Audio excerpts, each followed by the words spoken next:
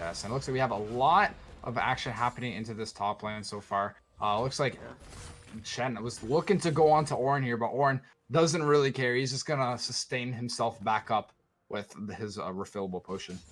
Dristonian actually started to take a little bit of control in this lane. They're even in farm, so if he actually gets the upper hand and has the push in on Ornn, that's going to make things even harder with the double teleport. Although Dristonian did blow his already, so there's a little disparity there until we hit level 6. Yeah, something else I want to kind of touch up on before a little bit of action happens down here is that we talked about how we wanted to see Archer Varus, but I don't think we're going to get that wish, as we already see the Blade of the Ruined King being built on him, but oh, look at this. There's going to be a run driving straight in. So there is the safeguard. Joe Guy does manage to land the Sonic as well. Outrage is very low. That's going to be one more auto to pick up. Giovanni's going to walk away with another kill. Meanwhile, midside, Invictus jumping forward. Miasma, Mr. Fox is grounded, but in comes Stand United, and there is no return. Yeah, a little bit of mechanical misplays from both teams there. I think that if Cassiopeia put down her Miasma ult, which she could have definitely R-flashed there as opposed to just flashing in, throwing down the Miasma, and then ulting, I think that she kind of gave Ahri a little bit more time than she actually needed there to allow Ahri to get out there. But that being said, it looks like the red team going to walk over and try to take this Drake. Buggy's there, has the ult. There's going to be the Frost arrow, goes through. The Pike does land, but it doesn't matter. Red team's going to grab the dragon, so that's going to be 3-point game. 3-man taunt by Dristonian, but he's not have the follow-up. Denz and Giovanni just going to back out the... Oh, no, wait. Here it goes even more. That's going to be the Zac jumping in deep. Outrage is there. One auto for him, but AP Buggy manages to snag that one away. Yeah, look at the aggression from the side of RS right now. That was absolutely really well played there. And not to mention the fact that Giovanni actually didn't smite Dragon properly. He actually smited about 100 damage early, allowing Ashe to finish it off herself. So if we saw the Zac go in there into that Dragon a little bit earlier, he might have actually been able to steal it. Yeah, that would have been interesting. I think the option was definitely there for the steal, like you said. But the focus was definitely on trying to pick up the kills afterwards, and we're going to see if that gold is really worth it. That's 2 more kills onto your boy Varus. Outrage is looking to carry the game. Yes, and this Varus, man, he's already being 3-2-1. You could almost argue that he's 3-1-1 if you don't count that fight early, but AP Buggy is low. That's going to be the ult from the Master of the Undertow. That was almost too easy. I don't think he's done. Oh, maybe he is. Minion wave. Oh, Giovanni almost picked that up. Did Ornn take red? I'm actually not sure. He's red. Oh, but look at this Pike. Oh, he actually really well coordinated that, and Outrage actually going to try and fight this out. That's kind of unadvisable. Almost walks away with Denz anyway. The rune mage right there, that was actually really, really well played there. To come out of his stealth there, to ult onto the Varus before the reset actually went away, and then to not only do that, but stun him and then flip him over towards his team, over his head, giving that alley-oop into the Ashe. Really, really well played there onto the Varus. Not having the heal available, as his Zyra, the one with the heal, is actually already dead there. Really, really well played. Yeah, that's what you like to see. That's what you expect out of your Pike. Here comes the call of the Forge God. It's going to be an all-in flash from Dristonian.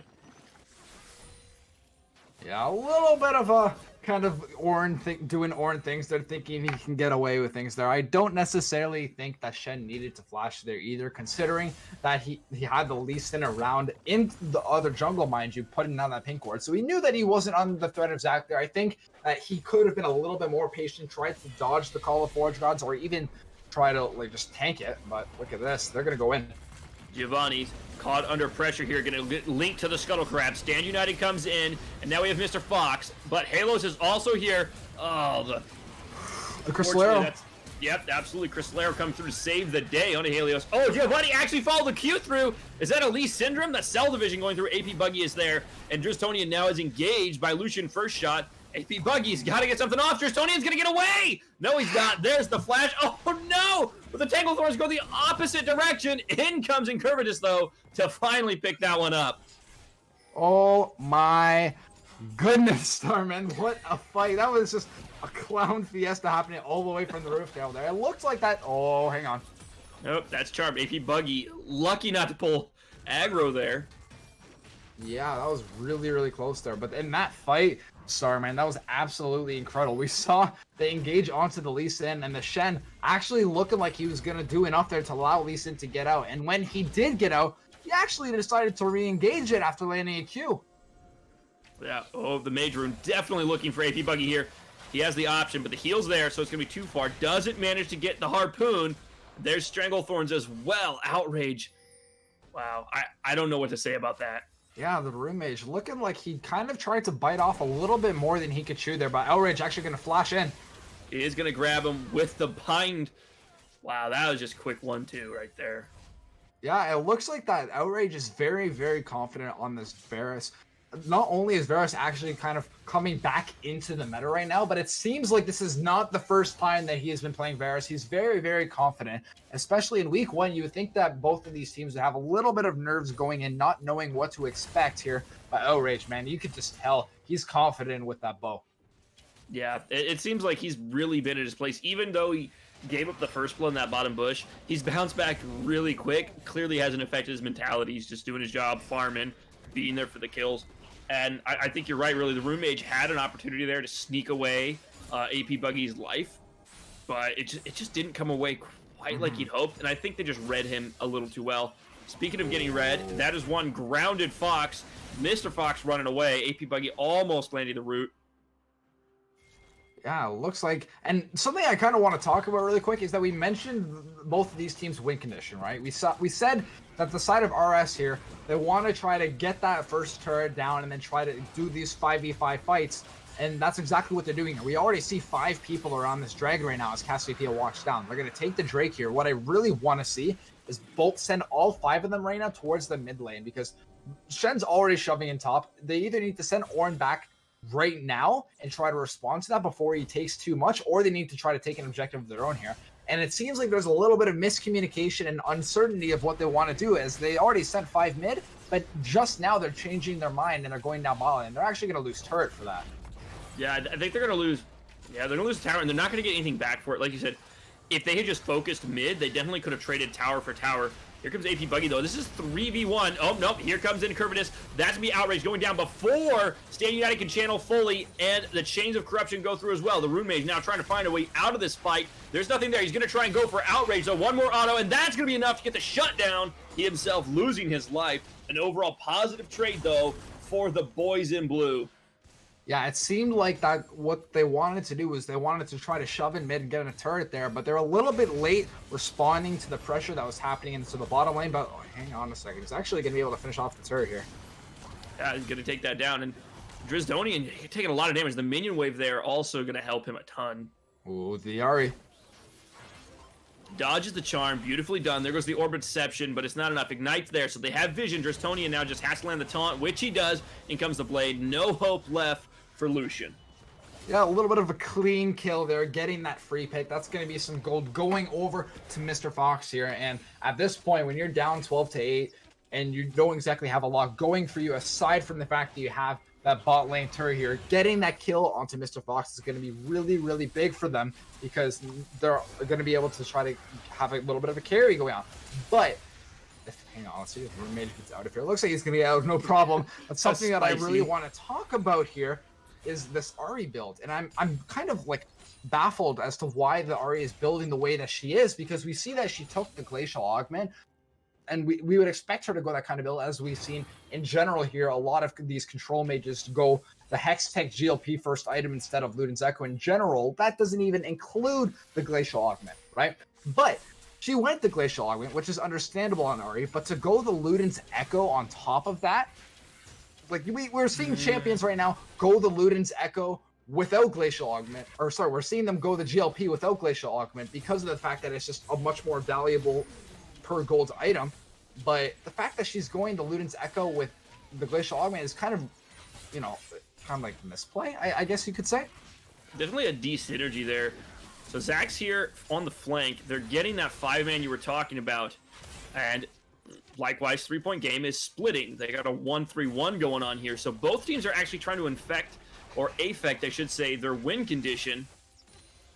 But the siege has to be broken at some point here. Yeah, and the thing is, yes, for the side of RS, this is their win condition to try to force these 5v5 fights. But you can only do that once you have the lane priority in the other side lanes. And we see Ari, she's literally just taking top turret for free right now. They didn't get anything off of that. They shoved in the wave to the turret mid lane and didn't even get any tower damage. So what I really want to see here is have them try to get the side lane priority, specifically get that bot turret down. Once you have that bot turret down, it's going to open up the middle of the map a lot more for you, as you're going to have a lot of side lane pressure, forcing them to answer minion waves at the tier 2 turrets rather than having them shove in and threaten your own objectives. I agree. They're giving away these tier 1s, which is going to switch the gold balance just a little bit. I don't think there's probably too much going on yet. No, Giovanni's going in deep. The Rune Mage also trying to. The Crystalline Arrow does land. The Rune Mage doesn't go in for the kill. It's going to be Giovanni going through. Safeguard back to his friend. He's very far away now. Flash forward from Helios. Outrage actually managing to land it. Chains of Corruption, though, going wide. Flash from the Dens. Outrage pursuing even harder, but he's taking turret focus here. They take the tower down, proceeding down the mid lane. Ooh. Oh, a huge archer shot from downtown. Just not quite there. Where was the lethality? Yeah, I mean, to be honest, the lethality definitely would have done it there. But that being said, it looks like that DPS actually helped him in that fight. He was going to be able to put in a lot of damage there. Going to be putting him to 8-4-2, which is going to be really interesting because him going that on-hit kind of build, it looks like he's going to be building that Rage Blade as well, is really, really going to help him get through that Shen, who's already not doing well for himself. No, I absolutely agree. It is the play to go with the Blade of the Ruined King here. His playstyle says it all. He wants to be up there in auto range. He's not one for hanging back, so I definitely respect his choice there. Yeah, absolutely. Wow. Lucian just took a full combo, basically, for Mr. Fox and the Rune Mage. He doesn't really care. Yeah, I mean, well, that's all right. I don't know what else to say besides that here. And it looks like that they can almost hear us here as... Oh, I'll get back to that in a second. Dristonian looking like he might be in a little trouble. He's going to go ahead and dash across. He's going to feint, as it were. There's no ward covers there. They got the sweeper active. There comes, though. Red team still walking away with it. TVG going to come more. Call the Forge God has been sent through. 3-man ultimate now. This is an absolute stomp. Dens is going to go down next. At least he would be if he was the target. Dristonian, though, is going to get in just in time. There goes the Rune Mage coming back with another. He has the resets, though, on Invictus. Down into the Bloblets, and Dristonian trying to get away from AP Buggy, but here comes the Rune Mage. Still has his reset active after that last action. Oh. I wanted to see the Pike pop off there. I think we all wanted to see the Pike pop off there, but something to take knowledge of the fact that that was a 4v5. Cassiopeia was in that top lane the entire time, and they were still able to turn that fight. Zach actually going to use the elastic slingshot to get it in there, try to steal the Drake, almost does it, because once again, Giovanni going to be using that early smite there, relying on his bot lane to secure the objective for the second time this game. So he ended up using the elastic slingshot to get into that pit, and they actually, with his flash available, he didn't decide to flash out. He wanted to look for a fight there, and that's exactly what we saw. We saw the Ornn lash into the pit as well, use the Call of the Forge Gods, try to turn that fight, and that's worked out for them really, really well. And that's exactly what you were talking about with the win condition.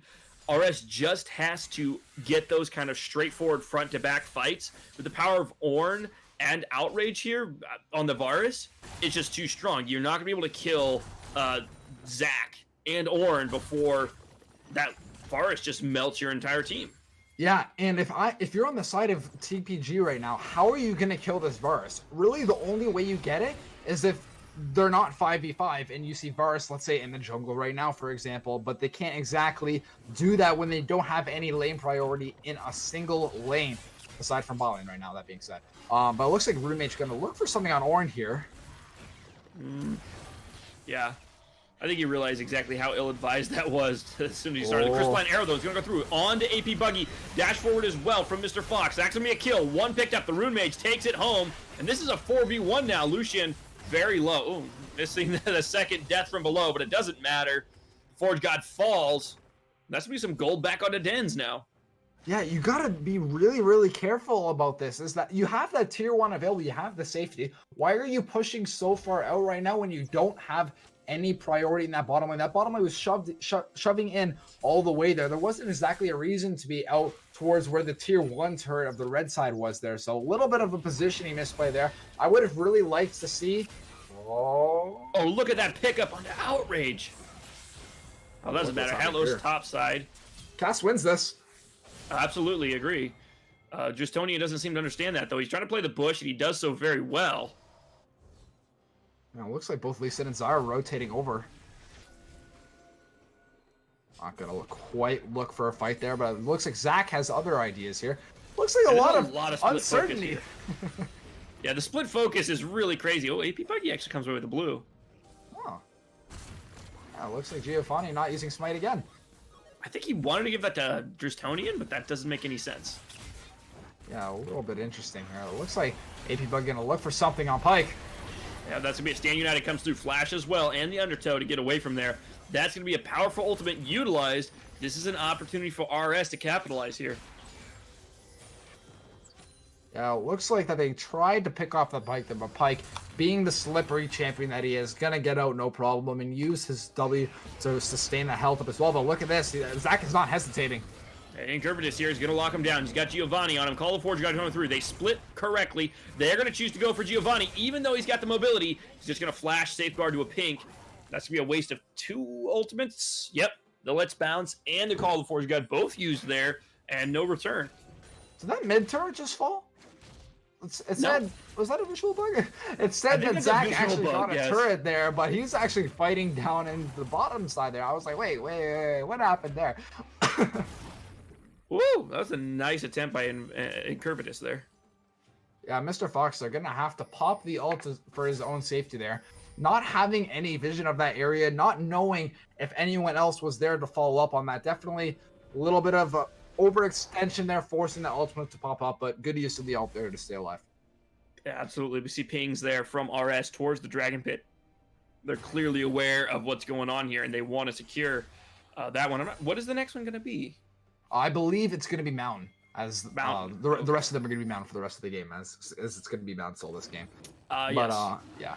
That being said, though, this is actually a way for the side of 3 Point Gaming to get back into this game, as they already have the 2 Drakes. They're a point closer to the Soul Point, which is going to be huge for both of these teams in this game, as we see a lot of harassing damage, a lot of tanks on this team. So this Mountain Soul will be really big, but Giovanni's going to go in.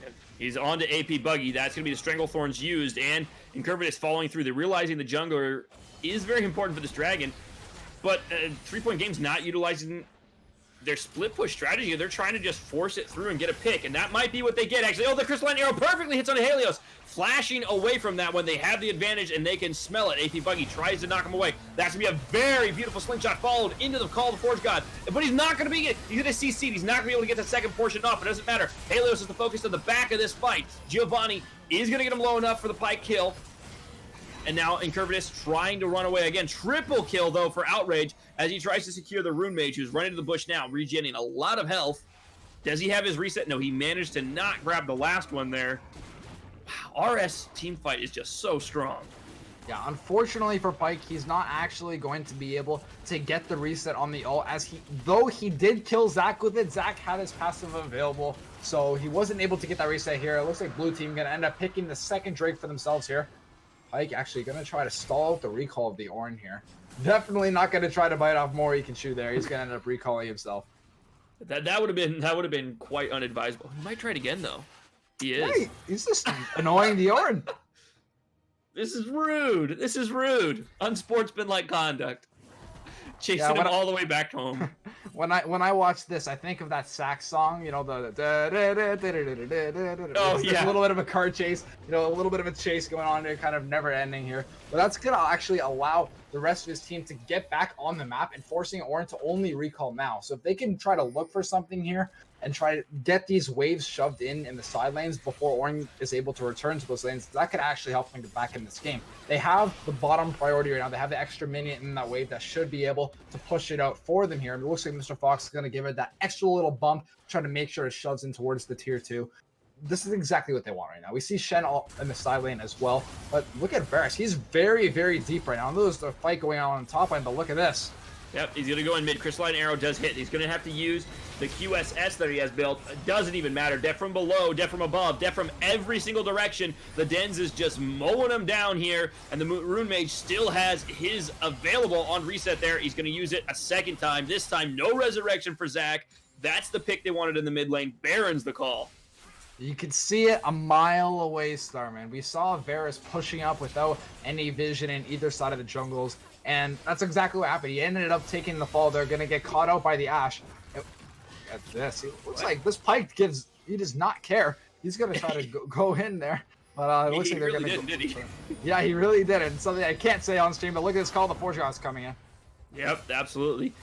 And Giovanni's very low, so he's trying to threaten away the Baron. That's going to be two very low people there. Giovanni coming in with the Sonic Shard there. So Helios is now here as well, but it's the highly controversial 1-by-1 strategy. Doesn't work out for him. Yeah, I mean, Wait, hey. they're not doing Baron! Wow. He ended up picking up a kill for himself there, being a 2-for-1 trade. But when you end up stopping them from doing Baron, I mean, you got to call Worth on that one. Absolutely. I would have expected they would have finished out that Baron. I guess they lost their nerve. Yeah, I mean, I think they could have finished it, but at the same time, I kind of respect them to try to walk away from there because they didn't have the Pyke all available. They don't have Shinall. Ariel is actually just coming up as well, or sorry, excuse me, Ashall actually just coming up as well there. So, and we saw how low that Lee Sin was before that fight. He almost got killed by the Ornn himself. So the fact that they were able to kind of just take that 2-for-1 trade there, I think they kind of said, all right, you know what, that's good enough. Let's just reset, use that gold, and we'll try again. Yep, I think you're right. For the first time, actually, 3-Point Game has taken a gold lead, at least as far as I know. They were even for a long time, and now we see a very clear lead for them in the gold. So this is their opportunity to put together a play. We see when they put together plays, they make them work. So if they can get the priority back top and bottom, force a misplay again mid, Outrage likes to step forward, as we've noticed. Like you said, you can just see it. You can smell it coming. So all they really need to do is keep the pressure in those side lanes, and you're not going to catch Mr. Fox.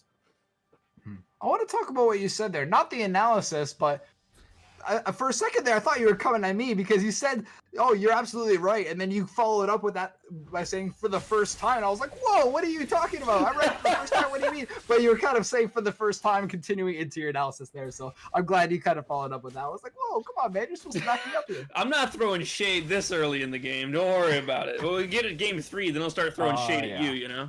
Yeah, absolutely, absolutely. But Azira going to have to be a little bit careful with her positioning here. Yep, she is going to get caught out. There it is. Pyke's there as well. But it's going to be Zach who eats the harpoon, so no dice. Stranglethorn's very good on 2 members. Perfect disengage. Yeah, but at what cost? She ended up having to burn her heal as well as the Zackle. And when you're pressuring around an objective, that's a serious Baron. That's going to be huge. Man, he just barely managed to get out of that. I thought he was grounded. It looked like he was grounded to me, but then he was able to shadow dash out. Interesting. It looks like he got it off just in time here, and looks like we have the Mountain Drake coming up again here. Both of these teams actually looking for a 5v5 around here. The red team having the priority in that top lane, as well as the bottom lane here, but looks like they don't want the Dragon. They want to try to trade for Baron here. That's a bold call, especially with their waves pushing away from you. They're hesitating. Yeah, 3-Point Game has the option just to take both of those towers and stall out Baron, to be honest. Well, they're going to choose to trade for Dragon at least, huh? Looks like Pyke kind of saying, you guys are wrong about this. I'm going to try to make sure they got off the Baron here, but that doesn't matter. Blue team is actually going to take the Baron for themselves. Yeah, you send one member to check Baron, but they're all on it, so it's pretty much all over. He's going to try and stop some backs here. Very dangerous for him. Oh, he's going to come away with Cassiopeia, though. Gets the stun down. This could be very bad. Ignites there. Oh, good flash, though, from Halos. Oh, no, he predicted. There's a Seraphs as well, and finally Petrifying Gaze. Is it going to be enough? No, it's not. Oh my goodness. It looked like that Pyke. Oh, Pyke's for sure getting the Cassiopeia here. Oh, look, Cassiopeia flashed out. She's fine. Oh, look, Pyke's going to go again here. Oh, wait, she ulted the Pyke. And just kidding, Cassiopeia is going to end up dying after all that. A little bit of back and forth. What's going on happening there? Probably could have saved the flash, although it did draw out the Rune Mage's flash as well. So he's got no summoners. That's going to be pretty big. Yeah, it looks like they're going to try to collapse onto this Ornn here. But that being said, we do know Ornn is Ornn. He's going to be able to put up a fight. Absolutely. So let's see what he chooses to focus here. It's 3v1, 4v1 now. It's a party down here. He's trying to get away. I don't know. He tried putting up his own there, but look what's happening in the mid lane. And Mr. Fox taking a lot of damage there as they push down these towers. Teleport's not going to connect. Crystalline Arrow comes in, does land on one, but there's no follow-up there. Cassiopeia is the top lane. They have no objectives to gather bot, so they're going to have to fall back. RS still making out with a decent trade. Ornn for a mid-tier 2. Yeah, I mean, hey, I'll take that. When you're this 5v5 composition that wants to be sieging on objectives, if you're going to just toss away a couple hundred gold from your Ornn to the other team is not even really ahead anymore, considering he was already 1-4. To get that tier 2 mid turret, that's absolutely huge for them. And that's going to put a lot more pressure around the map for them. Yeah, and that's what they need right now is that ability to just dominate the map. And right now they're held up by turrets. So they get more turrets down, they're going to have more freedom to push through just right up the mid. And I think, honestly, 3-point game kind of missed their window here. We're getting towards late game. It's going to be very hard for them to utilize split push.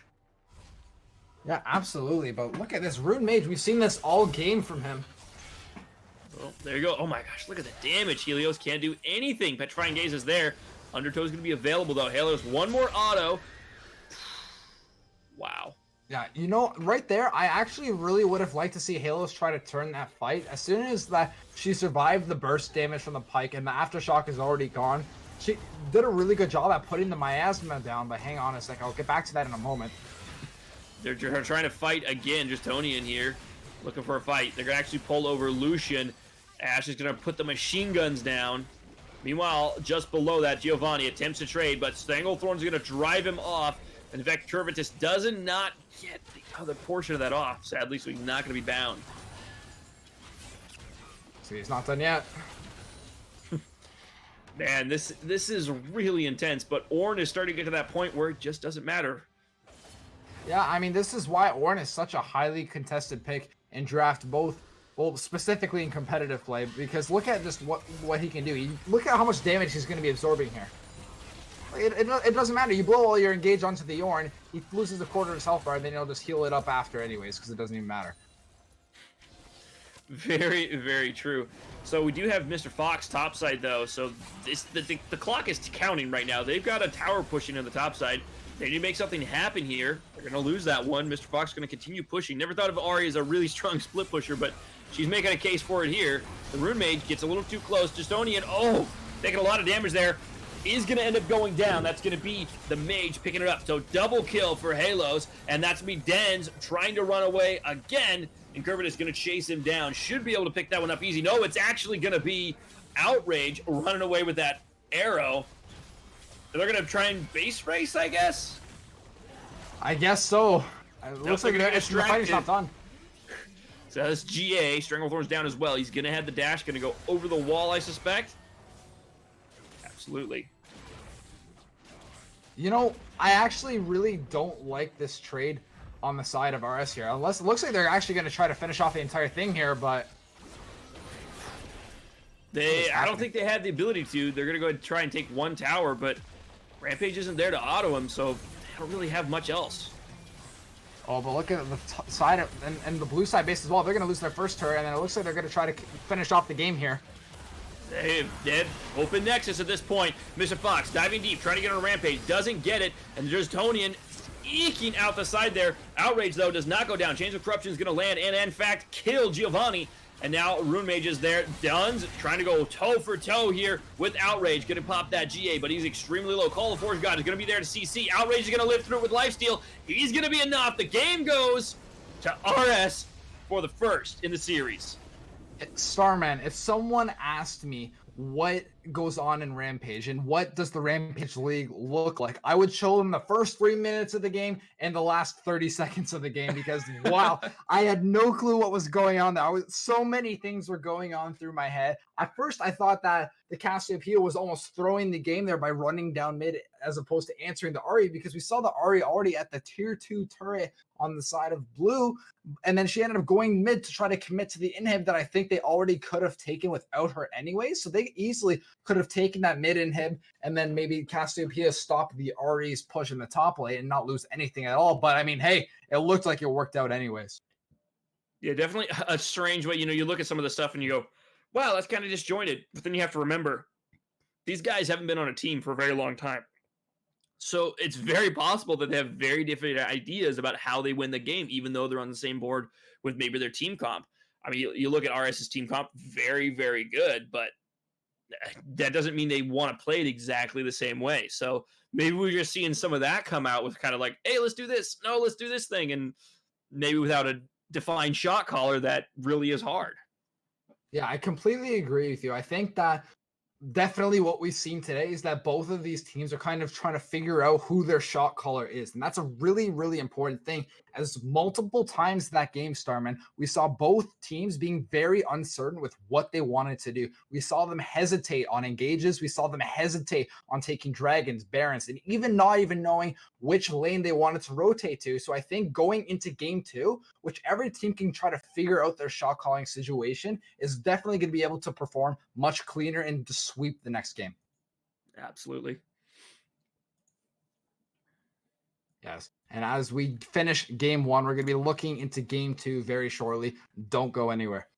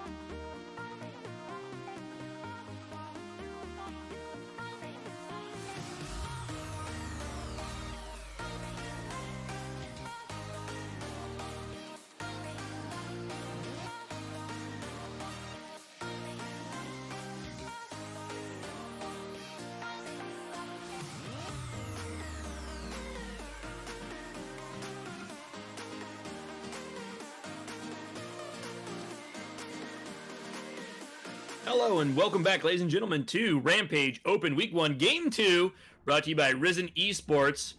We're dealing with rock solid in a 3-point game. I'm Starman, and joining me is Frez, the man with the numbers. Yes, how's it going, everyone? We're coming out of game 1, absolutely action-packed.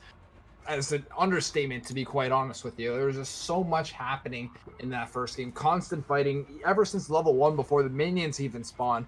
And getting into champ select for game 2 here. We see the side of 3-point gaming. We're going to be on the blue side this time opposed to the red side. They're looking to try to reverse sweep this here. They're going to end up banning the Karma, the Set, and the Varus. Understandable after the previous game. And the side of Rock Solid here going to be banning the Pike, Shen. And we're still waiting on that third ban. Yeah, and going through the first round bans. Oh, hey, remember what you were saying about the last game in Ornn?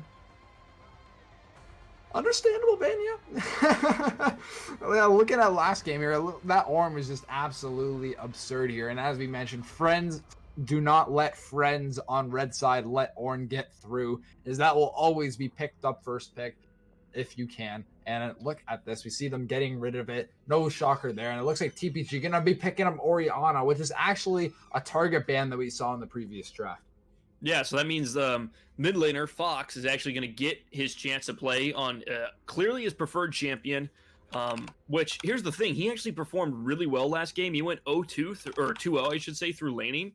It's not at all a bad thing. So I'm interested to see how well he performs now that he's on something that maybe he's more comfortable on, or maybe this is just, you know, what he thinks is better for the team. Definitely Orianna is considered a team play champion as opposed to the Ahri.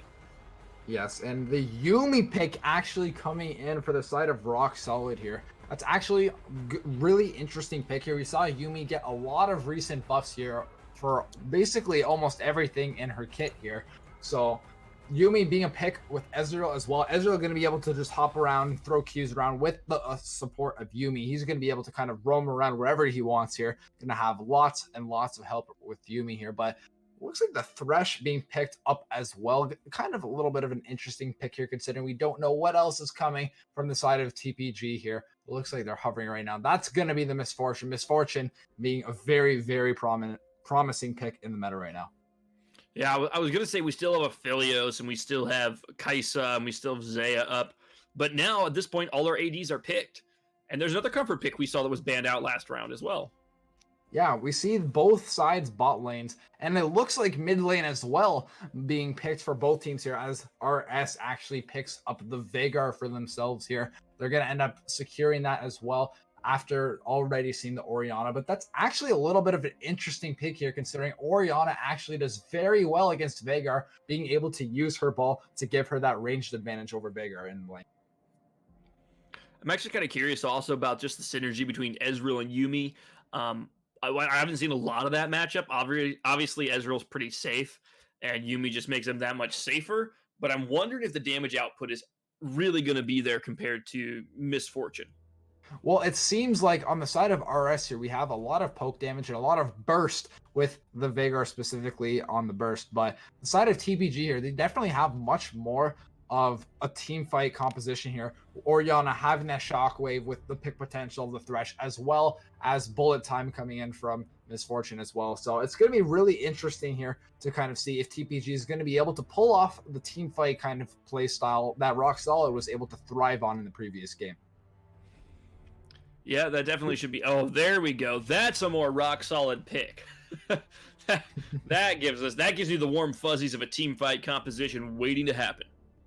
I mean, when I think of Rock Solid, I think of Malphite jungle, but I mean, hey, if you think Sejuani is better than the jungle, then hey, I mean, you go with it. Okay, what's harder, a rock or a piece of true ice? Huh? True ice. I mean, hey, I think that Sejuani is actually going to be a very, very good pick here for them on the side of Rock Solid here. Sejuani receiving some recent buffs in the previous patch, gonna end up being picked a lot more now. Gonna give her that extra oomph that she really needed, as she sort of fell out of the meta towards the middle of last season after getting nerfed hard here. The side of TPG here, they're gonna pick up the Jarvan here. They're gonna instantly snap that Renekton pick.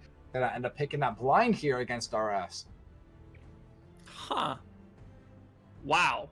I absolutely adore the team comp of the 3-point game guys, because J4 and Renekton are just, wow, what a bunch of brawlers. That brings the Thresh pick way into focus, in my opinion. It makes a lot more sense now. Yes, and looking at both of these teams so far in this draft, we're going to see if they're actually going to end up picking the Garen here. And yes, they are. They're actually going to commit to the Garen pick into the Renekton here. Try to maybe get that advantage in lanes here. Oh, I don't know what to pick into Renekton. Renekton's usually a really good pick here. Oh, I know what could work. Garen. Garen could definitely try to like survive against Renekton here. And it seems like that's the kind of pick that Lucian Shaw is actually going for here, is that he doesn't necessarily need to win against Renekton. He just wants to make sure that he doesn't feed against the Renekton. Yeah, and Garen's always going to be useful as well. You know, he can just run at Misfortune, and it kind of makes her have to not be where she wants to be.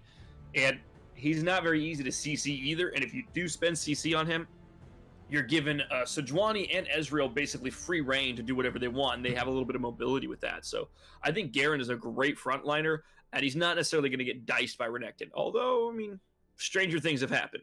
Yes, I completely agree with you. But something that I really want to talk about right now is looking at the side of TPG here and the side of Rock Solid as well, is that in the previous game, we saw Rock Solid go for a more traditional composition to try to actually win these 5v5 fights and try to like win the game that way. And we saw 3 Point Gaming actually pick a lot more comfort picks and try to win based on what they know how to play. Now, going into game 2, we kind of see the opposite here as we see 3 Point Gaming picking that team fight composition, having the Jarvan and the Orianna for that team fight, as well as the bullet time for Misfortune. And we see the side of Rock Solid, they kind of have, it's almost like the island of misfit toys here, as it seems that everyone just kind of picked what they wanted to pick here. Be like, oh, I can play Garen and Renekton, I won't feed. Oh, I'll pick Veigar because I play a lot of Veigar. But they don't exactly have a standout win condition when you look at the side of Rock Solid. Yeah, you know, if you're just talking about team fights, they have an option to win. Sejuani lands Ice Bola on Misfortune or Orianna, and then you basically win the fight. The other possible win condition is Veigar just presses the R button on them if you hit that point in the game. And I think that's really where their strength is going to come in, is just waiting for later and later. In the early and mid game, J4 and Renekton have so much presence on the map, it's going to be really hard to do anything or secure any objectives. Yeah, not to mention, as far as the mid lane matchup go, Orianna is definitely going to have a lot of lane priority against this Veigar, and that's exactly what J4 wants here. J4 wants to be able to contest the Scuttlecrab, is going to be able to try to invade onto the Sejuani, and not to mention the fact that that Misfortune and the Thresh, as well as the Renekton, are actually going to be able to put up their own in lane and be able to respond to these early jungle skirmishes as well. Yeah, and that's something you really have to watch out for. Last game was pretty fast-paced, but because both teams are looking for a potentially fast-paced game, we could see it even faster now, because Sejuani can try to fight J4. You know, she has that sustained damage with the stuns as well that can actually lock him down and chew him down over time. So this is a lot more of a toss-up if they come together in the jungle. Yeah, and although that both of these guys, they're not necessarily going to be trying to 1v1 each other. There's something that we kind of talked about in the previous game was the amount of the importance that both of these mid laners are going to have as far as roaming to try to help these early jungle skirmishes. And I definitely think that Mr. Fox on this Orianna is going to be able to do just that. She should, if she knows the matchup well enough, be able to bully Veigar off of the wave, off of the CS, force him to farm with his Q. And then at that point, he's not going to have any pressure on the wave as far as roam potentials. He's going to be getting shoved in a lot. Yeah, and I'm looking forward to see how the Yuumi works out, because talking about team fights from the perspective of 3 Point game, they kind of have to dive to get in there, you know? Ezreal's not going to make himself an easy target, and he and Veigar are kind of the ones that you have to get on and kill. Yuumi could change the dynamic of that fight pretty drastically if they just sit back, shoot Ezreal Qs, because there's not a ton of poke on the side of 3 Point game. Yeah, I definitely agree with you there. Is that they don't exactly have that much poke. They have the Orianna Q to kind of maybe get a little bit of harass damage, as well as if Misfortune can get a lucky Q to get that ricochet damage off onto someone else. But if we look at the side of Rock Solid here, they have the Veigar, they have the Ezreal with the Yuumi on the Ezreal as well, mind you. They have a lot more poke potential to try to get that poke down before going for one of these fights here. Something to kind of take note of here is that Yumi's actually running Flash, which is actually really interesting. Oh, no. Oh It my just god. updated. Last second, yeah. Wow, that was kind of saving it. Woo! So Yeah, it there's looks like a pretty good sorry. summoner spell advantage then. Yeah, it looks like Yumi, if she actually ran Flasher, that would have been absolutely really, really bad for the side of Rock Solid. Thank God it updated and ended up taking the exhaust instead there. Getting that double combat summoner spell is definitely what they're going to need in that lane. Yeah, I think the word you were looking for is troll. That would have been kind of troll to take Flash on Yumi. Yeah, absolutely. And as we wait down the spectator delay, everyone, don't go anywhere. We'll be right back with game number 2 of Rampage Week 1.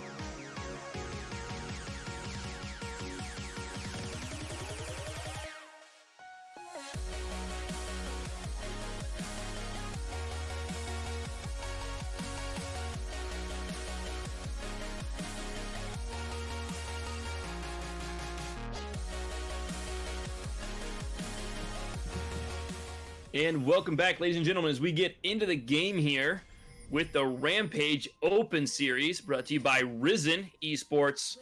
I'm Starman, and joining me today is Frez. Yes, welcome back, everyone. We now are in game 2 here. Now, what I want to talk about here is both these compositions. We see on the side of TPG that they have that standard team fight and kind of competitive composition, if you will. Whereas if we look on the side of Rock Solid, we definitely have a lot more kind of niche pop-up picks and a lot more of a solo queue comp, if you will, here. But based on what we've seen last game, I think that the solo queue type of composition might actually be enough for them to get them that win. Is if we see these skirmishes happening over and over and over again, that it seems like that both of these teams might not know what to do with that. My prediction is that it might be enough for them to get them this win. But chat, I want to hear predictions from you. Type it in chat right now. Who do you think is gonna come out with the win in game 2?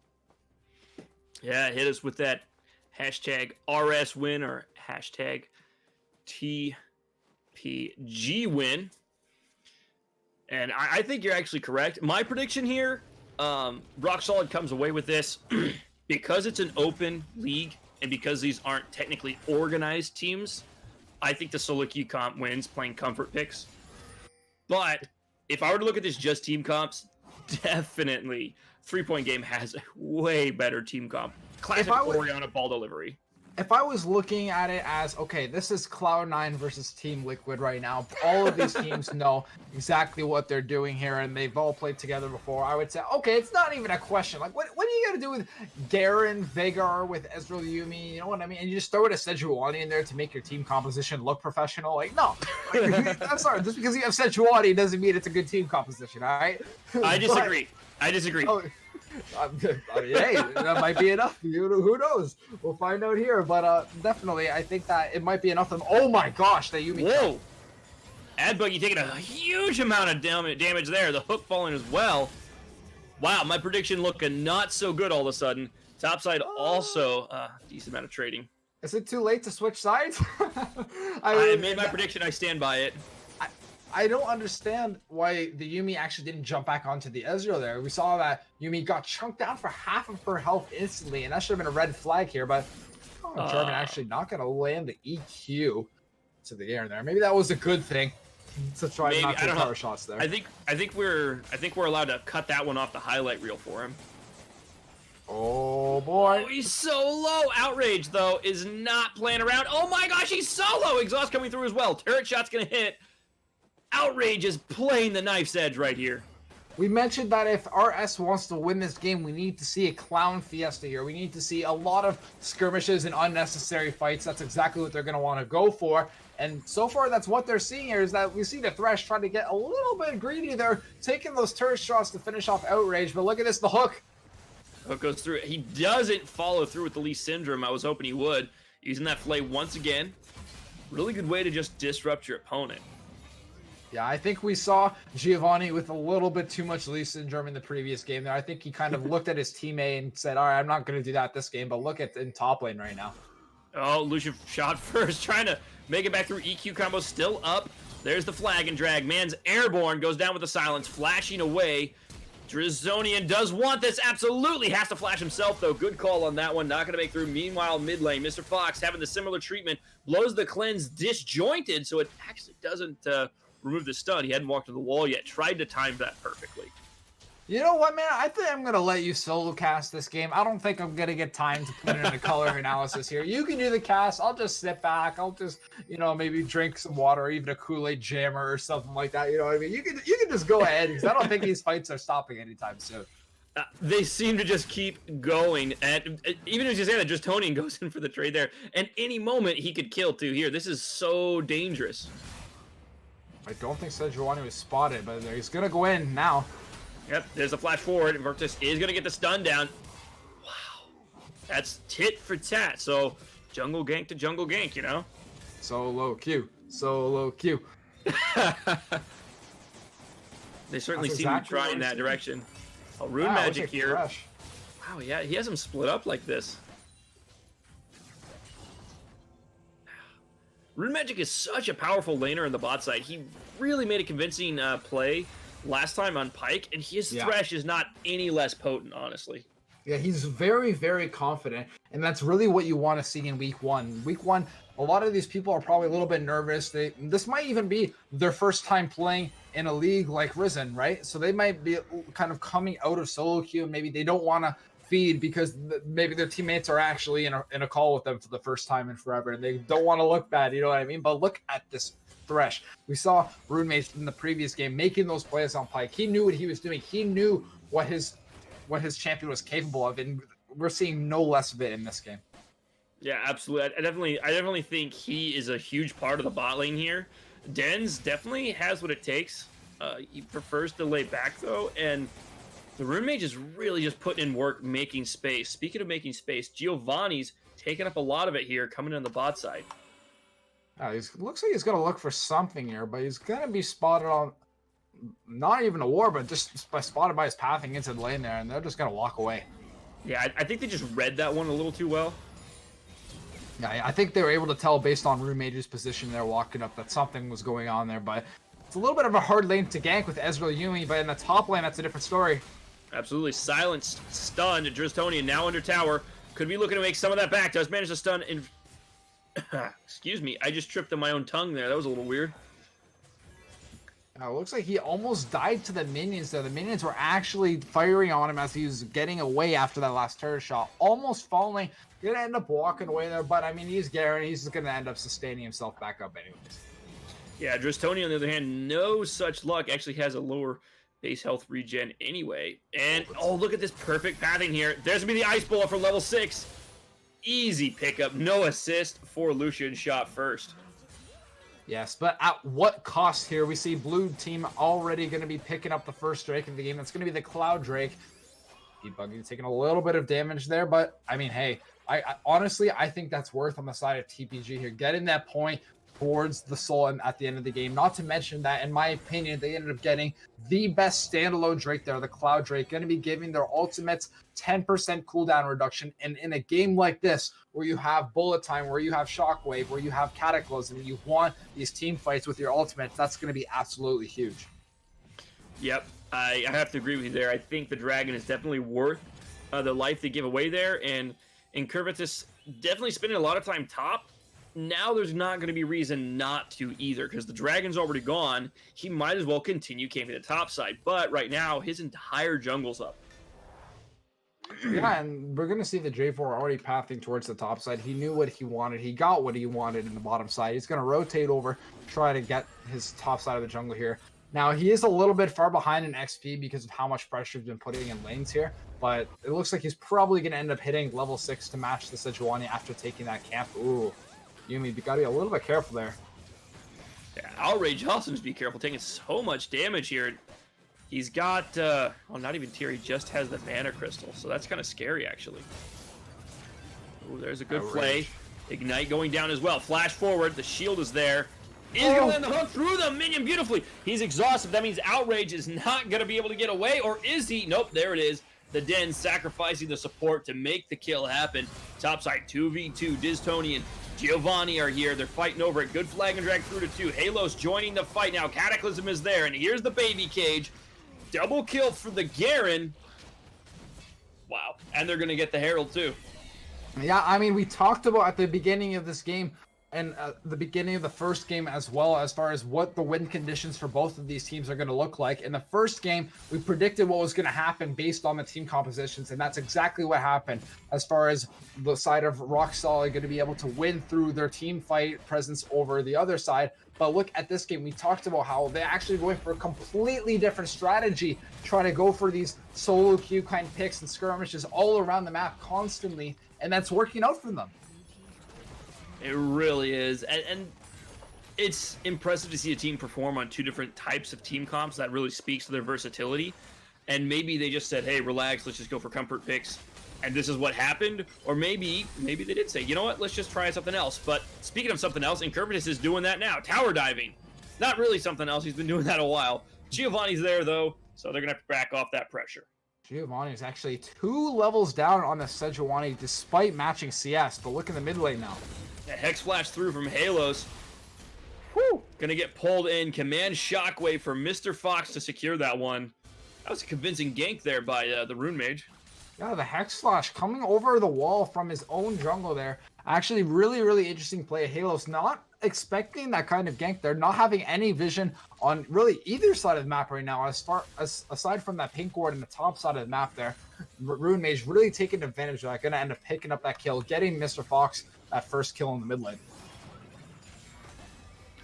And really, Outrage can't do much about it. he can't force a kill here. The only CC they have is Yumi's ultimate, so... Oh, there goes the flay into it on the minion. They're going to go right after Outrage, and there is that book once again. Gonna get stuns on nobody. Flag and Drag goes through, but here is Incurvatus. So Ezreal's going to go down, and now Rune Mage, the focus of this one. In comes Lucian, trying to make this another one. That's going to be Giovanni going down. The Dens now on the back foot, flashing back towards his own tower through the slow. Very nice, but there comes Demacia Justice on time as ordered. Yeah, you know, I think that's something that kind of went like over our heads here and that we didn't really pick up on it, is if you look at Renekton now, he actually is running Flash Ghost, which is really interesting. We can kind of see that on champions like Darius, is that he can really thrive with that Ghost here. But if you want an aggressive summoner spell to try to make sure that your opponent get away and you are guaranteed to kill, we usually see Ignite. And that, not to mention, Ignite is really good into Garen because of his passive healing. But you gotta wonder, like, that team fight really went in the way of Roxel there because of the fact that Lucian shot first was able to teleport in and join that fight late. But look at Vigor getting a little bit of damage on Mr. Fox here. But yeah, as I was saying, I definitely think that teleport was the biggest influence in that fight, and that's something that Dristonian didn't even bring into the game. Oh, Halos couldn't decide which way he wanted to go there. Command Shockwave used, gonna pull him out. Dristonian just not there quite in time. Yeah, I'm gonna end up picking up another kill there, but this time on the side of 3-point game. And honestly, that's what they're trying to play for right now. They know that if they want to try to win this series, by default, it has to go to 3 points here. So they're gonna end up rotating over towards this Infernal Drake. We're gonna see what is coming up after this here, as the third Drake is coming out. Once again, it is going to be the Mountain Soul here, as we see the map changing. You see some terrain being removed. And you know what? If Talia was in this game, she would be happy. If Talia was ever viable in any meta, then Talia players would also be happy. Hey, so, what about when she was Talia jungle? Remember that? Yeah, no, I still don't think she was that good. Lucian shot first, though, on the other hand, very good. 5-0 so far this game. That's got to feel good, right? You know, I was kind of skeptical about that pick. What just happened? That wasn't a visual, but yeah, she actually did pop the ultimate there on that wave. That was possibly questionable, but it doesn't matter. Look at that Yuumi with Incurvatus off the top side of the mid lane here. Huge wombo combo, followed by the baby cage. That's going to be a 3 sweep right there. Very easy pickup for Outrage. Yeah, it looks like the Rock Solid is not giving them any outs. Anytime they see that their team is split up, they're trying to go for these picks. They have the engaged tools with the Glacial Prison, and as well as Yuumi actually getting that ultimate off as well, to not only CC the target the first time with the Glacial Prison, but to continue that chain CC and make sure their target doesn't get away. And my God, it is working. Yeah, it really is. So they're not going to quite take that tower down, but they do have the top advantage. Oh, Giovanni looking for some more. Cataclysm is going to go down on the Halos. That's going to be Command Shockwave once again. Very low. Halos going to go down. Incurvatus now chasing forward. Yuumi supporting Mr. Fox on a very thin ice. Well, Outrage taking a ton of damage. The Dens just keep putting it out. Oh, there's going to be the flash, but the Essence away. Still going to pick it up, though, with Command Dissonance. Wow, it seems like these fights just don't stop. I talked about earlier in this game, I was just going to sit back and let you take over the cast, man. And honestly, I feel like I could still do it, as the fights just don't seem to stop. Yeah, they really are just back-to-back at continuation. We're only 14 minutes into this game. It's 11-8. Yes, but as the turret plate has fallen, they are going to end up being forced to teleport back to his turret, as they're going to be able to take that turret with ease otherwise. And looks like he's going to end up keeping that turret alive for now. So Outrage is coming away with the Mana Moon right now and with the Sheen. So he's going to start hitting here. Oh, look at this. Hex Flash. Beautifully done! Halos had no idea that's a second time. But he doesn't get the hook off before the Paradox goes through, and he is stunned.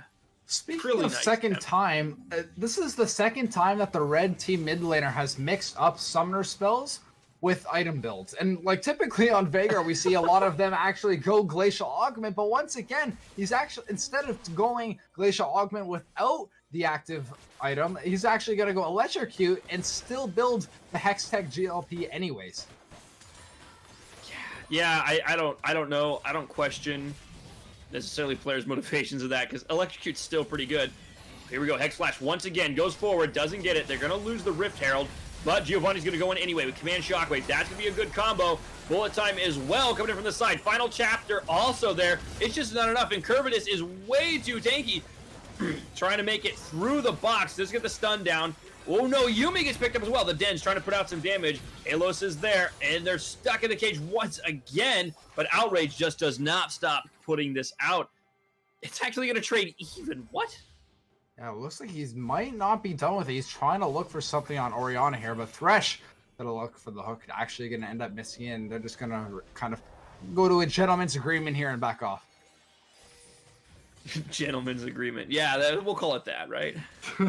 I mean, honestly, I don't think you can after the way this game has been playing out. There's nothing gentlemanly about this game. Yes, that comes down to is outrageous. I guess I can't kill you, so I won't. Right, yes. And that being said, though, as we talked about in the first game, we saw the Ahri actually end up taking the Glacial Augment, and in a meta like this, where the Hextech GLP is a lot more gold efficient than the Luden's Echo, you would have expected her to actually go the GLP, especially after bringing Glacial Augment here, but it looks like Veigar, I still think that because that he took GLP, I still think that item was definitely correct. I think he still should have taken it, but I definitely would have liked to see him run the Glacial Augment, especially when he's got a team with Yumi, with Sejuani that want to try to chase down these picks. Yeah, I agree. Glacial Augment could have been really good there for him. Electrocute is good damage, but I don't know. You have so much already with V-Guards. It seems like the utility would be a little better for your team as a whole, but maybe he's just thinking about the laning phase, trying to survive that, because it can be difficult. Right, and that's exactly what we talked about at the beginning of the game as far as Orianna having an advantage in this matchup. It's just, I think that previously, before we saw a lot of people running Hextech GLP instead of Luden's Echo, we already saw Veigar's taking Glacial Augment in competitive play just because of how good of an effect it is. Not to mention the fact that now it's just outright better most of the time on these control mages, where like you don't even need the Glacial Augment. Oh, Garen taking a ton of damage here. Lucian shot first is there. The Command Shockwave as well, but he's just going to get annihilated. Very nice final chapter as well. Over the wall, Dystropian on the bottom side of this fight. The boys at RS can still take this one away. Outrage trying to chase him off while the dragon is being taken down. That peak ward cleanly done, actually, surprisingly. Yeah, and we just don't see this ending, Starman. We see so many fights all the way from level 1, again, back-to-back games. It looks like this. And look at this. Sejuani is going to try to take on the entire team by herself. Incurvatus 1v3 over here on the side. Rampage trying to get over to it. Another command. Here's a teleport. Can they get out fast enough, though? They're going to continue chasing this. Very good essence there from Ezreal. Lucian shot first has the speed buffs here. They're diving under 2 towers. These boys are greedy. I mean, are you surprised? No, solo queue comp equals solo queue mindset, right? Let's go for the kills, boys. Yeah, exactly. And what I would really like to see them do here is rotate over towards mid while they are still missing the Thresh on the map. They can maybe look towards to try to get some chip damage here. They have the really good push with the Ezreal and the Veigar. That's exactly what they're going to do. They have 3 minions here, but they don't have any vision of both sides of the jungle here. So I definitely would like them to back off now. I think they kind of missed their opportunity when they could have to get some damage here, and it's a little bit too late to try to get some damage on the turret. I have to agree with you there. They blew a bit of an opportunity that they created around the Dragon Pit, but at least they still walked away with the Dragon, breaking the stranglehold the TPG has had on that so far this game. Yeah, and we mentioned in the break between games 1 and 2 on how both teams seem to not have a shot caller. They seem to be not sure what to do on plays. They seem very hesitant, not knowing if they should commit to a fight, if they should commit to an objective, or even as far as map rotations in general to catch waves. And looking into this second game, I can already tell you that Rock Solid is definitely looking a lot more rock solid as far as their shot calling goes. I think that was the first real miscommunication we've seen is Incurvatus went for the chase into the jungle while everyone else went mid. That's kind of the first one we've seen this game where it was like, whoa, miscommunication, obviously. Everything else they've done, that dragon execution was actually really, really good. The denied vision, outrage just poked back. I thought that was really clean. Yeah, I completely agree with you. I think they've done a lot as far as improving from the previous game, especially in the situation that you mentioned, Starman. But like you also mentioned, that chasing him in jungle, kind of 1v4ing, I think she kind of expected a lot more from her team as far as following up, and it seemed that her team had other plans there. Yeah, so the next big objective here is the Baron, and how do you see that playing out? What's the play, and who has to gain here from the Baron? Well, I definitely like how both teams are sending a member down towards the bottom to try to get that pressure. Orianna definitely going to have to try to get that first turret down here, but something that we talked about 10 minutes ago is the fact that Renekton doesn't have teleport available. And that's going to make this fight even that much worse. Final chapter is spent there, but there's no kill pressure. Orianna can actually kill him here. Oh, she does! Woo! Yeah, that's not a fight you want to take, Vager. You're 1-4 against a 6-0 Orianna. I don't know how you're going to try to win that one. Yeah, that was potentially ill-advised. And here comes the rest of the members. True Shot Barrage goes out. Hits absolutely nothing. Yuumi is going to try and stay away. That's just going to take it. Bullet Storm into the pit. Outrage trying to kite out these 3 members. The Cataclysm's going to pin him right in, and that's going to be AP Buggy left out to dry as well. Bot side, it looked like Orianna got pushed out, and now it's 2v2. Looking for this one here. Giovanni has to back out now. Dristonian trying to also find his way out, but there's no way but through the ether back to the Nexus. Right, and that is going to be a 3-for-2 trade in favor of Rock Solid here, but something to keep in mind, Orianna this entire time has been shoving the bot lane, trying to get some look at that damage. That's just a QW. She hasn't even recalled from the waves that she's been getting. Oh my goodness! Wow. Mr. Fox just turning it up to 11 there. Oh, you want to come back and farm? Nope, go back to base. Do not pass go. Do not collect $200.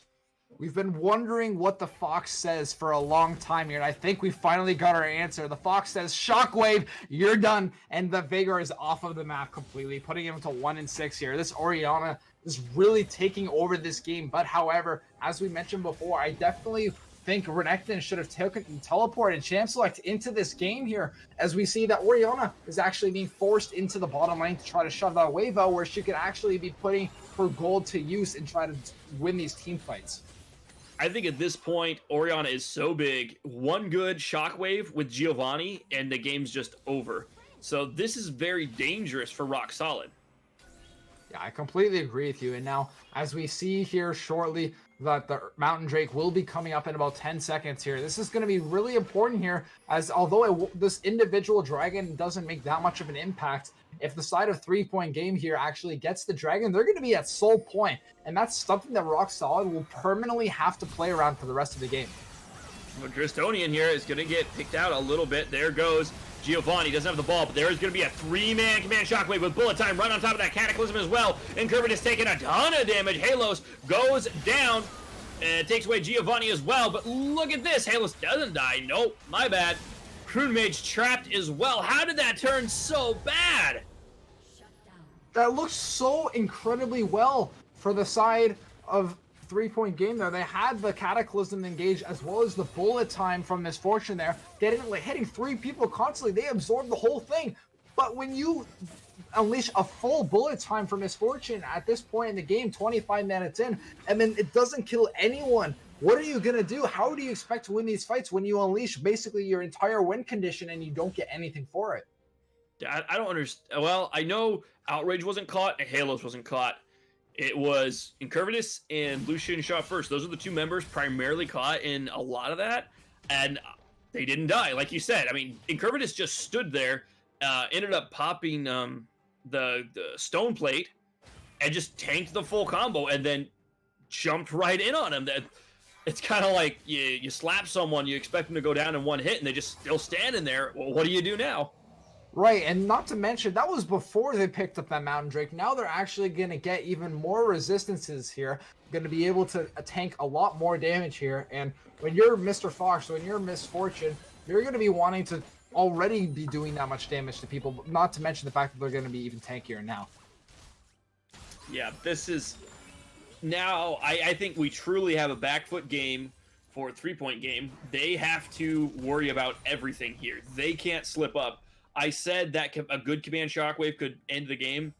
I don't think that's the case anymore. It's very much a series of plays that's going to have to lead them to victory. I feel like at this point, it's not necessarily up to TPG to win this game. I think it's going to be up to Rock Solid to throw the game. If Rock Solid mispositions with their carries, let's say Outrage and Yuumi get caught out or Halos gets caught out, and they end up taking the shockwave, I feel like that the side of 3 Point Gaming might be able to actually get those picks and try to win off of that way, but it's not up to them. It's up to RS to try to end up throwing the game. Look at that final chapter, just barely connecting. Just Tony taking a ton of damage. Outrage just running him down with the Yuumi help. True shot barrage going off there. That's going to force the big old Crocodile back to base. Yes, and honestly, Crocodile going back to base is kind of a big deal right now. Look at this again. We still see Orianna in that bottom lane right now, but hang on a second. I'll talk about that after. The Rune Mage going very low here. The Dens trying to put it out. Exhaust is there. Actually comes away with AP Buggy. And there is Lucian, a shot first, trying to make it worth. Does by getting him down. Outrage popping the barrier. There's the Essence as well. That's going to be another couple kills going over for Rock Solid. That's probably the Baron, to be honest, as well. We see that they're already rotating over to it. They're pinging, and honestly, props to them for having a lot more confidence in their shot calling here. They know they can take it. They took out Giovanni, and he's their smite. He's the really only way to get that. And look at this. Garen, he doesn't care. He's going to be looking for tons of damage on this turret. That man is 13-0, and it feels like it. Just like, how do you kill him? Not to mention the fact that he's got so much damage built as well. He's got the Trinity Force and the Phantom Dancer. Not to mention the fact that the Phantom Dancer is going to give him that shield, that lifeline shield, going to be able to tank even more damage, making him unable to get burst down. At this point, if you're TPG, at what point do you throw in the towel and give up on this game? Well, since it's constructed play, I don't think ever. There's still the chance for a throw. And that man is a 700 gold bounty. You get that on a misfortune, you get there back in the game. There's still a potential here. It's just a really long shot. With the Baron now, you got to work hard and not give up any picks. Right. In the previous game, we definitely saw Rock Solid and TPG actually kind of like throw fights a little bit with their positioning specifically and get really greedy and caught out. So that honestly, that's really their only way back in this game is if Rock Solid really misses positions, really gets cocky and greedy, and ends up throwing those bounties over to the side of TPG. And if that happens, we may see an option for return, next Baron perhaps, or just, getting an inhibitor down. But Garen's split push has to be answered, and that man is extremely hard to answer with even 2 people. Yeah, absolutely. And just look at how much pressure he's already putting there. He's forcing 5 members of the side of TPG to go all the way to answer him. And at that point, they're committing 5 people. They might not even get him here. Look at that. He's dodging the hook. He's dodging all that. He's just going to walk away. He's too fast. And meanwhile, bot lane, mid lane, those are all the while pushing in. Your time is getting even more and more constrained. And look at the vision too. There's that dash forward. Glacial Prison as well. The Dens has to flash away, has to heal. Meanwhile, bot lane, no one can answer this. Outrage gets this for free. Yeah, he's just taking the turret. They're doing a really, really good job at splitting the map. We mentioned how the TPG has a lot more of a team fight and 5v5 composition, and they're not giving it to him. Look at this. Garen actually going on Renekton. Just going to draw out that Sands, and he just waits for that to expire, then he takes it easy. Here comes the Dragon as well, bringing it up to Soul, but I don't think that's really even a condition. Yeah, I mean, it's not necessarily the Soul Yappa here, but I mean, they're just going to take the free resistances here as long as they can get that. We see, Sejuani actually not even smiting the Drake. Very, very confident in the team's ability to secure it.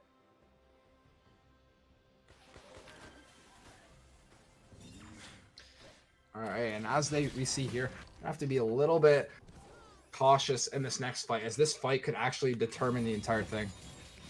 Yeah, it absolutely could, and I'm just wondering if Lucian Shot First is ever going to die at any point in this game. Well, it looks like Rune Mage is still very confident despite being extremely far behind. He's still looking for these hex flashy plays, if you will. Looking for something. He's actually going to land it on Yuumi. He is going to land it there, but there's no real follow-up. He's going to try. There's no one to jump to. Throws the hook. Just picked the wrong 50-50 there. Let's be Ignite down. Last chapter is going to go on to at least 3 of them. So Lucian Shot First here. Has a lot of support. True Shot Barrage comes in from the left. Oh, there it is. Damashi and Justice going to walk away with 1. I mean, it's a 2v4. You need to be able to win those if you want to end up winning this game. Look at this. They're just running at him. They don't care. But something else that... Oh, my goodness. Wow. That definitely wasn't a max skill play, but flash Q with Garen, that just seals the deal. Oh, there's a good command shockwave. Actually, Glacial Prison goes a little wild. Giovanni trying to get out of here. He's exhausted, though. Lucian shot first, just going to walk right on through, spinning like a maniac. Absolutely, man. Just, oh my goodness. Like, we see, if you look at the itemization of the Renekton, the J4, the Orianna Misfortune, Thresh, literally all 5 of them, not a single person has any healing reduction at all. Look at, they have a Yuumi, they have a Garen, they have a Sejuani. How are you not going to build any healing reduction against that kind of team? Orianna being forced to go to Void Staff because of how tanky they are. Woo! AP Buggy absolutely blown up. Outrage on the back foot now. Whoa, good flash play forward, but this could be a reaction back. Halo's on a killing spree. Outrage jazzing. Oh, he never manages to make it quite outside the bullet time, but that doesn't matter because Incurvatus is the one in the focus here. Meanwhile, Lucian shot first has been taken out of that tower. In goes your boy Giovanni, but he's just going to be answered with more Damacian sword play. Woo! Wow, Looks like they might actually try to end it here. Over them. Yeah. That Q damage is stacking up really fast for Halos. Speaking of, has to dodge out Drizentonian. Just playing the edge of this fight. Rampage and Halos, no one can touch these guys. Yeah, look at Outrage. He's trying to put on a lot of pressure, but that was a big crit over there. But it doesn't matter when Outrage is going to end up healing it and bursting him down harder. They just need the minions up here. 2 inhibitors down. They're not backing. They're just waiting for reinforcements. Outrage, though, gonna take it. Oh, the command shockwave just barely connects. Mr. Fox stuck inside that cage. Lucian shot first. Now on the back foot. He may die. He's in danger. He is going to go low. Drizentonian is going to try and bring him down. There's the shutdown onto the alligator. Meanwhile, Halos out here trying to find some way out. I don't think there is. He does manage to get the stun, though. Doesn't matter. Gonna take it down for the team. Those are the kills that they might need to get back in this game. That's a lot of shutdown gold from several people, specifically the Garen, who's having a perfect game up to that point, being 16-0, is now 16-1. He's going to end up giving that shutdown gold away. But the Baron is up here, and it doesn't look like that they're getting any pressure on it anytime soon, despite getting those kills. You're absolutely right. It's hard enough for them right now just trying to defend their base. Oh, Yumi's kind of in a weird spot here. Yeah, it looks like Sejuani again. We saw her earlier gonna be like going for those 1v4 fights because she's confident enough that she's not able to die, especially with Yumi on right now. It's no surprise here to see her actually going for these objectives. Oh, plus 100, stealing it away. Absolutely. And something I wanted to discuss before the action resumes is this is really our only break here, is this Mountain Drake. This Mountain Drake coming up in about 30 seconds is going to be absolutely huge for both teams, because one of the teams is basically has to get this to stay in the game, and the other team is going to try to get this to close out the game. Although the Mountain Drake doesn't get TPG anything aside from a little bit flat resistances, it actually stops Rock Solid from getting that Mountain Soul and getting that huge shield before each fight. Ooh, the Rune Mage, though, steps forward to ward. He's going to go under it. Incurvatus now chasing back. Bullet time goes through, but it's not going to connect on anyone. Lucian shot first, dives in. Glacial Prison also going through. Shockwave's going to pull him up, but Giovanni's going to tank all of that. Damashi and Justice falling down. Here comes Final Chapter trying to hit Drizentonian. Meanwhile, Incurvatus flanking from the side, but that Gator's going to scoot his own way. But they still have 2 members off the map, and Lucian shot first is chasing him down, utilizing the exhaust from Yuumi. That's a lot of damage there. Still has that Q available. Oh, Drizentonian. Nice dash across, but now we return to the base. I think that they just need to give up on the Renekton and start going into end here. Garen's actually getting a TP from just outside the base to try to end. Wow, that's a lot of damage. They're going to bring it down. It looks like Rock Solid's going to walk away with this series 2-0. Unless they decide not to finish the Nexus. They're actually going to end up looking for some dives here. Popping the G on Orianna. Outrage going to take down the Rune Mage as well. That's going to be it. So that is it. I mean, I was kind of waiting for this moment for quite some time now. I feel like that there were several opportunities for them to close out this game, whether it was just getting Baron and sieging that way, rather than kind of looking for these fights in the bottom lane. But one way or another, they did it. The solo queue composition actually came out victorious. Yeah. Not too surprised, like you said, coming out with that, going confidently into it, picking your comfort picks. I had my doubts at some moments in the matchup when we were seeing, Orianna 6-0, just running it down a side lane really, really easily. That had me worried, but Rock Solid just really put it together in a rock solid fashion, and the comfort paid off. You had Ezreal very unkillable that game. Not to mention the Garen just ran away with it. Yeah, honestly, I definitely think in that second game was 100% top difference. And I'm not just saying that because of the fact that Garen was 18-1. I'm saying that because constantly he was able to provide so much pressure around the map that it just forced 3-point game to be sending 4+ people onto him, and he was still killing someone and getting out, even though he was 1v4ing. So the fact that he was able to constantly force 3-point game to like ditch their win condition just because they had to deal with him at the threat of losing was honestly enough for him to take MVP in my book. Yeah, I think you're right. I have to agree with you. That's really good performance all around. I want to just shout out the roommate real quick because he played great both games, really aggressive and confidently.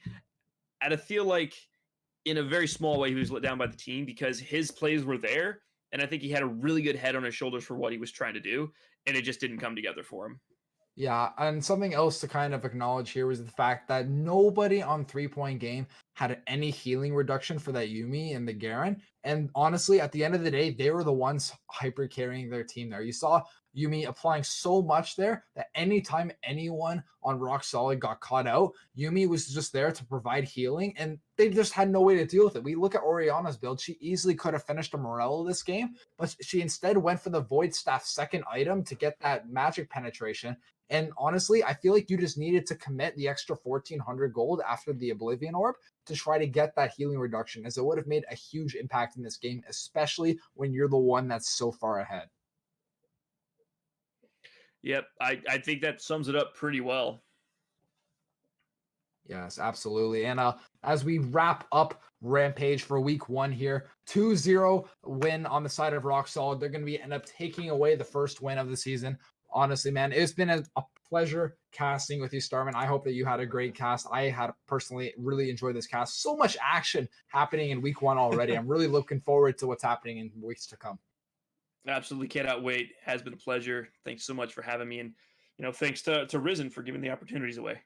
All right, guys. Well, that's us signing off. Don't go anywhere as far as this weekend. Make sure that you come in tomorrow and Sunday as well for both Dominate and Champions League as well. They're going to have some action-packed games there. So far, I've already casted Champions League this month, and it has been absolutely a blast. I highly recommend you guys check it out. That's us signing off, guys. Frez and Starman, thank you so much for coming out tonight.